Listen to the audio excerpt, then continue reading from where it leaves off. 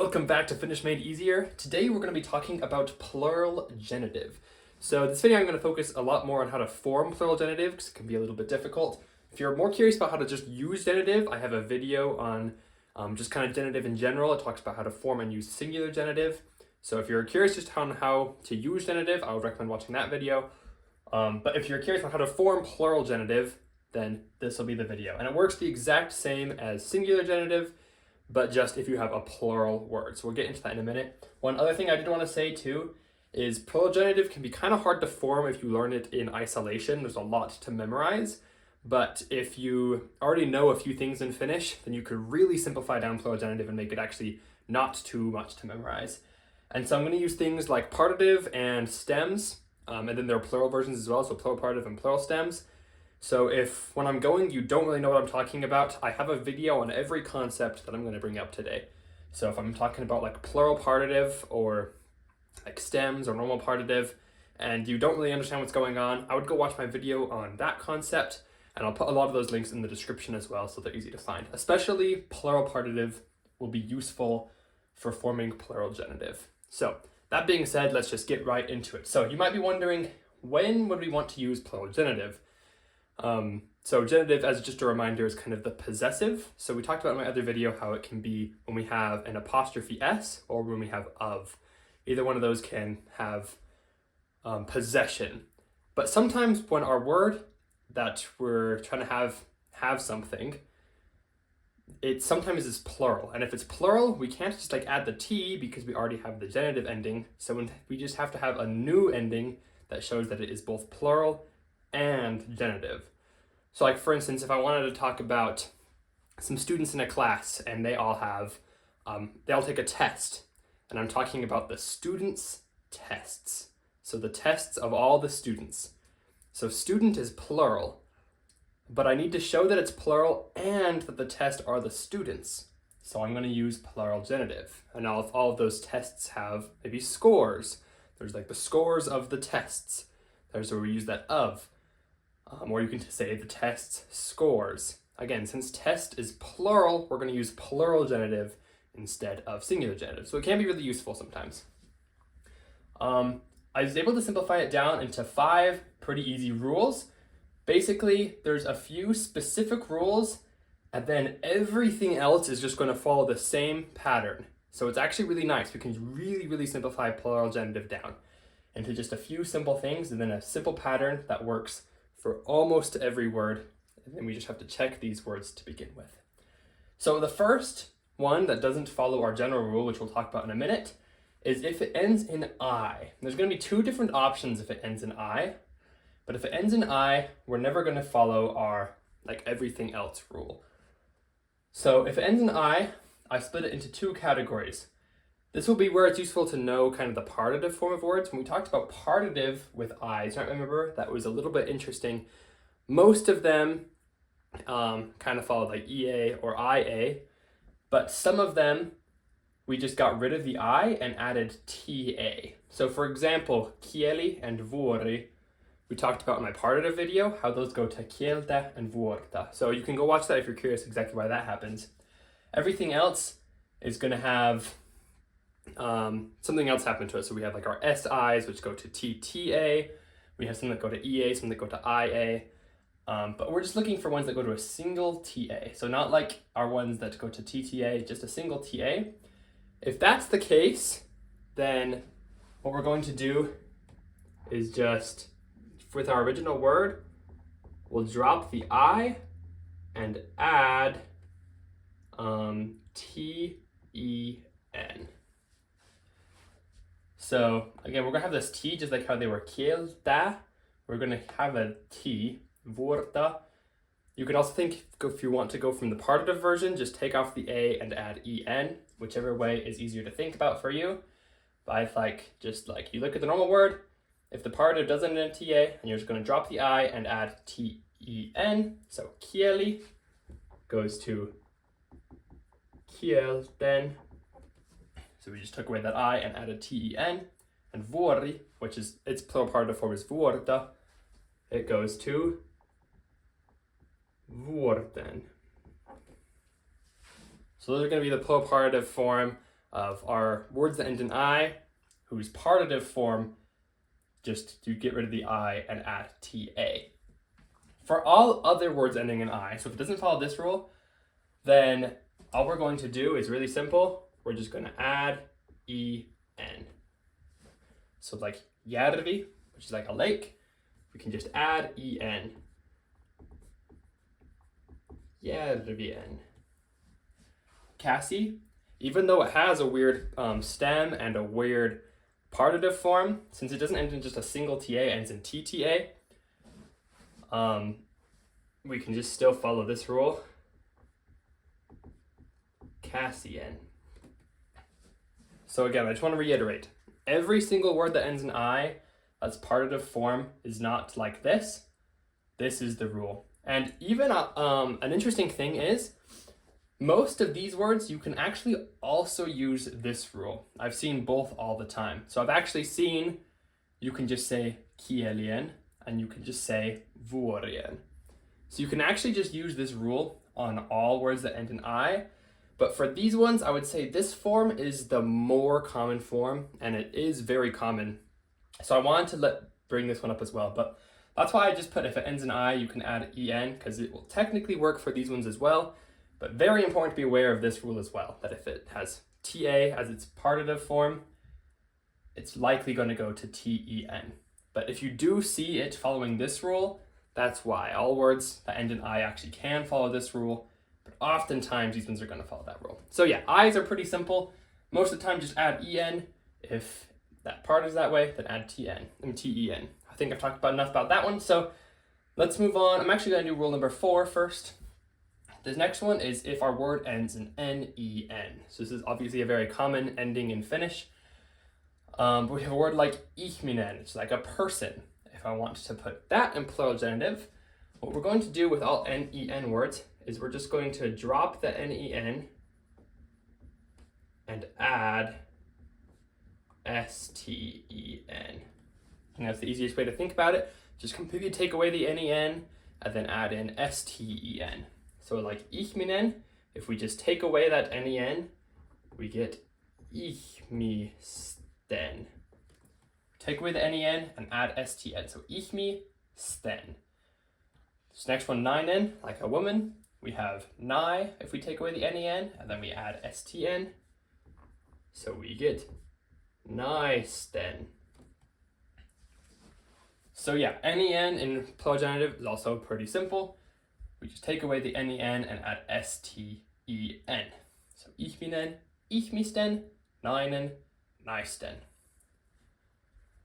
And then over here, I have a C for consonants. So it's not just if it ends in a C, there's not really C in Finnish, but if it ends in a consonant, so anything that's not a vowel, that has, I gotta specify too, not NEN, because NEN's over here. But if it's not NEN and its singular stem ends in an E, but not TE. So I know this is a decent amount, but you can kind of forget the NEN, just know that NEN follows this rule. For our consonants who have a stem that ends in E, besides ones that end in TE, we're going to follow a certain rule, which is that we're just going to add TEN to the original word. So our ones that would end in TE are usually our vowel S words. So something like rakkaus, like love, its stem is rakkaute, so we're not going to be able to use this rule. But for almost everything that has a stem ending in just a single E, and again, not like a double E, but a single E that ends in a consonant originally, we can just add TEN right onto the words. That might be a little confusing, so let me walk you through it. So like kysymys, which is a question. We see kysymys doesn't end in NEN, but the stem of kysymys is kysymykse. We see that this does end in an E, and it's not TE, so we can use this rule by adding TEN right onto kysymys. Kysymysten. We can just add that TEN right on the end. Kysymysten. This next one as well, Sudan, which is a heart. Again, it's not NEN, but it does end in this consonant, and its stem is sydäme, which is not te. So since we know it ends in this e but not te, we can again just add ten onto the end here. So we get sydänten. Sydänten is plural genitive for heart. So kysymysten, sydänten. You just add the ten right onto the word. You don't even find its stem or anything. We're only looking at the stem to see if it ends in e. That's the only reason I'm looking at the stem.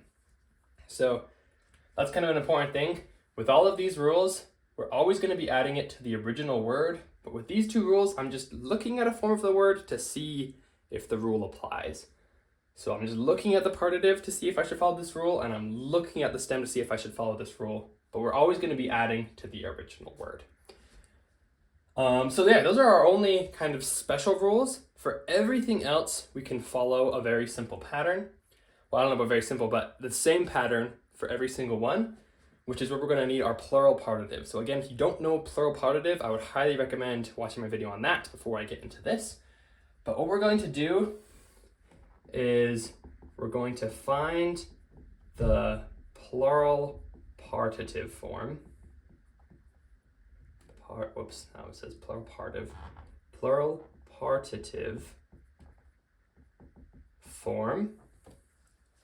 And then we're going to change, or I guess I'll use the same terminology as before. We're going to drop our A and add en. So I'll show you how that works, then I'm going to add in one small caveat as well. So again, we're going to just find the plural partitive form, then we're going to drop A and add en to the plural partitive form. So for example, with koira, so it doesn't fall into any of these. It doesn't end in I, it doesn't end in a consonant, which this one's also a consonant. So if it ends in any vowel besides I, we could quickly jump to this rule. So first we have to find the plural partitive form of koira, or dog, which is koiria. So that's the plural partitive form.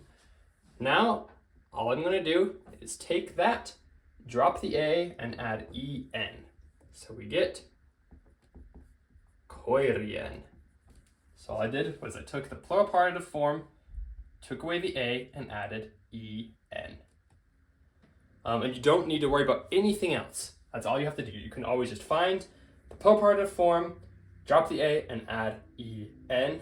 So another example would be like sana. This one looks a little bit different. We get sanoja is the plural partitive form. So again, we can just take away the A and add en. So we get sanojen. And so if you remember from my partitive video, there's kind of two types of words. There's ones that end in just like a IA or JA, and then there's ones that end in a TA. If it ends in a TA, like for example, I'll show you this next one, we get perheitä. We have this TA here. When we change our our A to an EN, we're also going to kind of change that T to a D. So it's kind of like softening. So I'm going to add this little note here, this little star here. TA goes to DEN. So that T just changes to a D, very similar to softening. I know this doesn't follow our softening pattern like usual, but only if we're following this rule. You don't have to think about this for any of the other rules, but if we're following this rule, we have our plural partitive has a T, just change that to a D when you add the EN. So again, kind of like softening it, but we have perheitä. I can replace that A with an EN still, and I'm just going to change that T to a D. So I get perheiden. Perheiden. And again, if it doesn't end in a TA, then you just don't have to worry about it. It's like koiria, there's just no TA, so it's just koirien. Sanoya, sanoyen. So whenever it's an IA or a JA, don't have to worry about that at all. Just replace the A with EN.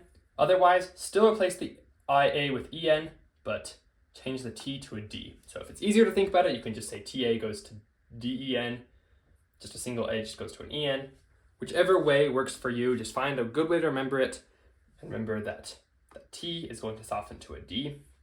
This last example on here, puhdas, our plural partitive form of that is puhdaita.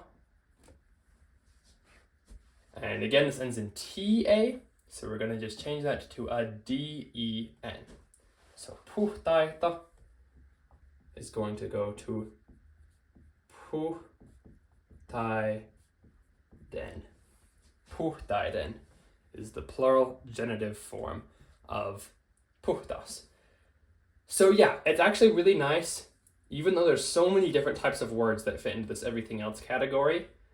As long as it's not one of these specific cases, which honestly not like a ton of words fit into these specific cases, what you can always do, this is the most important rule to remember, is find the plural partitive form, and then just drop the A and add EN, possibly soften the T if the T is there. Besides that, these rules are also useful to memorize, but if you're going to just learn one thing from this video, it would be this rule right here. Covers most rules. And one other thing I did want to mention as well is just like how sometimes you'll find these words following this rule, you'll even sometimes see ones in rule 3 following this rule in rule 5. So like, I have seen kysymyksien or sydämien, which would be following this rule. Again, I think this rule is more common, so that's why I taught it. Very important to know. You'll see it all over the place, but they do sometimes follow this. So I guess to even expand a little bit more, if you are going to learn just a few of these rules, I would recommend these two and this one, because every word technically fits into these, but these are useful for being a little bit more specific and for actually understanding all of the plural genitive. So I hope that makes sense. If you're still confused, be sure to put a question in the comments and I'll be sure to answer it. I'm now going to switch the board a little bit and we'll get into a few more examples so you can kind of see how this rule works again and see how it can work in a sentence as well. So I'm going to switch the board real quick and we'll get right into that. All right, I've switched up the board and we've got a bunch of words here that I'm just going to have practice with putting all these words into plural genitive. So if you think you've got the rules in your head, you can pause the video right now and try forming all of these into plural genitive. If not, I'm going to go through them. Or if you do, I'm going to go through them and kind of give you the answers to all of them. And then down here, I've got two sentences that kind of show an example of how these words can be used in a sentence. So I've got the Finnish words you need to make the sentence right down here. And then you're just going to have to, but they don't have the correct plural genitive case on them yet. So you're going to have to use these words to form the sentence in using plural genitive. So, that being said, yeah, if you want, you can try to solve these on your own by pausing the video now, but I'm going to start going through them. So first we have ystävä. So first we gotta think, does this follow any of our rules? Well, it doesn't end in I, and it doesn't end in a consonant, or N-E-N. So we know that it's gonna follow our fifth rule that kind of covers almost everything. So we know when we have that rule, we have to first find the plural partitive form. So if you know how to form plural partitive, you should know that the plural partitive form of ystävä is ystäviä. Ystäviä. And we can take that and just get rid of the A and add EN. So we get ystävien. So again, we just took plural partitive, take away the A and add EN. Pretty simple. That's going to be the form we're going to be using over and over and over again while doing these examples. Plural partitive, change the A to EN. Ystävien. That's going to be our plural partitive. Then we have ovi.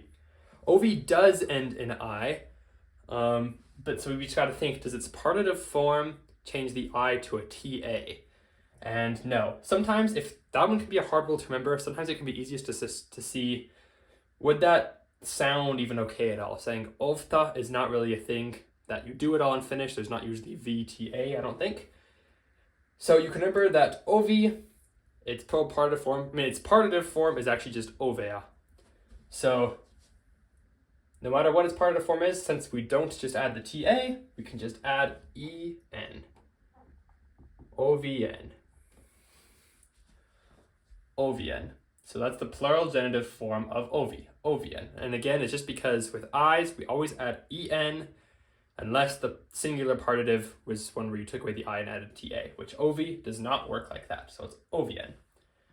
This next one, avine. So it doesn't end in I. It does end in a consonant though, so we have to check. Well, what's the stem? The stem is avaime. Then again, if you don't know much about stems, forming stems, I've got videos on how to form stems. So once you're good at that, then this will be a lot easier. So avine, the stem is avaime. And that ends in an E, and it's not a TE. So we know we're going to use our rule where we add TEN right onto the word. So avine is going to be avine then. These rules are hard to remember. You can always go back in the video too and look back at what the rules were, but then hopefully these will all make sense. So avine goes to avine then. Next we have pieni. Pieni does end in I, and this is one of the words where its partitive form is just to take away the I and add TA. So again, these can be hard to remember. That's going to probably just come with time, but just know that pieni is one of the words that has the partitive form. So its partitive form is piente. So you just take away the I and add TA. So since it is piente, we know that we're just going to take away the I and add TEN. That was our very first rule we talked about. Pienten. If you don't remember which one it is, you can kind of default to this one and just add en. I have heard pienien. So if you can't remember which one, default to just adding en. If you do know for sure that it is one of this type of the words ending in I, then you can add ten. So again, if you're not sure, I would go with pienien, but if you are sure, you can say pienten. This next one, laulu. So again, it doesn't end in I and it does end in a vowel, so we can go straight to our last rule. So let's find the plural partitive form of this one. Laulu goes to lauluja. Lauluja.